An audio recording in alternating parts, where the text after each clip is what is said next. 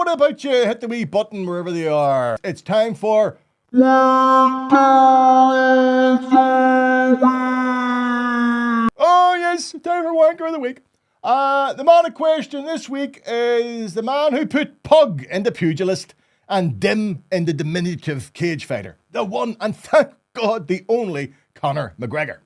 Now, unusually for me, I take no pleasure in calling out McGregor. I was once a big fan of the Dublin fighter, and I like his style, his courage, and his record in MMA.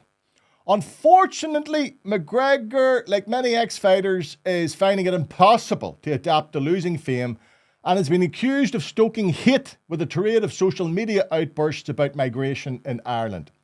On the 22nd of November last, McGregor posted, "Ireland, we are at war." This was in response to reports that non-nationals could vote in local elections. 2 days later, we had the horrific attack on children leaving a school in Dublin, with McGregor back online posting, "There is a grave danger among us in Ireland that should never be here in the first place." This from a man who made his millions by migrating from Ireland to the USA to fight in the UFC. It is rank hypocrisy on his part then to demand that other migrants chasing their own dreams must be banned from coming to Ireland. You know what? We Irish don't have the right to be anti-migration. Our history is one of continual migration over centuries, and that continues to this day. The thugs and criminals who took to the streets of Dublin on the 23rd of November, burning and robbing, didn't care about Ireland or its future. They saw an excuse to loot and rob, and they took it. No doubt those same thugs viewed McGregor's comments as vindication for what they were doing. Not that McGregor joined his troops. No, like all armchair generals. Oh yes, he stayed in one of his many mansions. But he's just announced his intention to run for the Irish presidency. Oh, well then this means we should have a look at Conor McGregor's character. He's the man who sucker punched an OAP because he'd refused to drink McGregor's disgusting whiskey.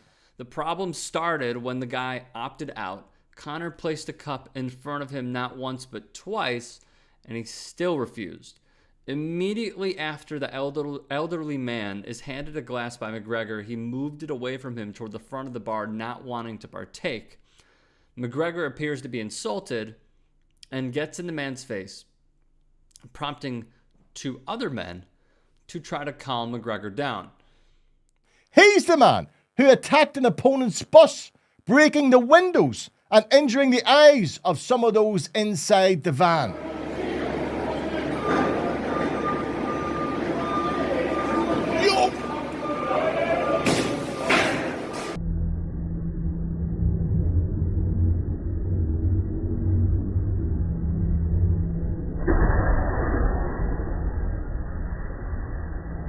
He's the man who had to pay a fine, having destroyed a fan's phone.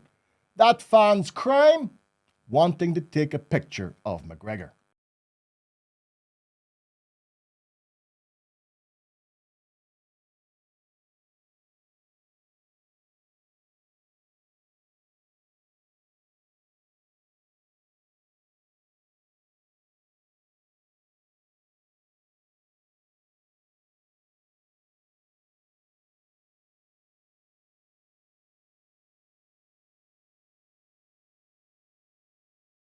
Yet this egomaniacal little clown decides he's suitable material to be president of Ireland.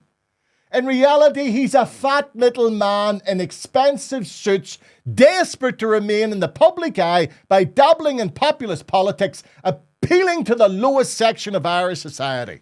Long gone are his days of glory, replaced by a wilderness of shame and disgrace, with Garda Síochána presently investigating his comments online to see if they've overstepped commentary into hate speech.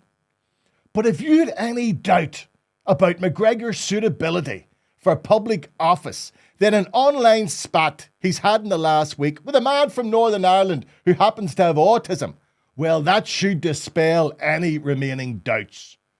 I'm going to play this now. Okay, I'm going to play this. But there is a language warning. It is pretty rough.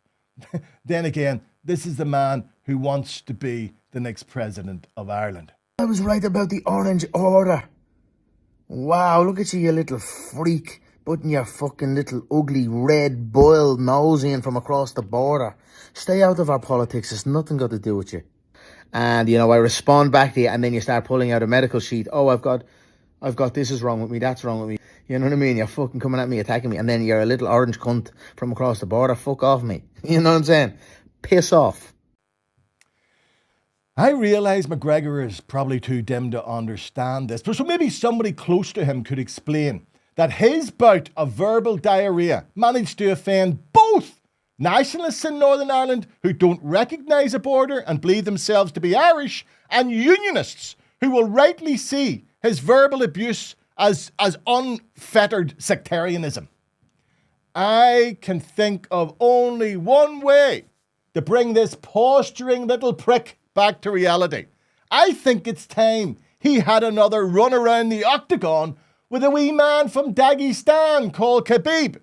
Wee Khabib humbled the ego, forcing him to tap out. He's got it. It's under the neck. There it is. Nope, it's on the chin. There's the tap. Still undisputed.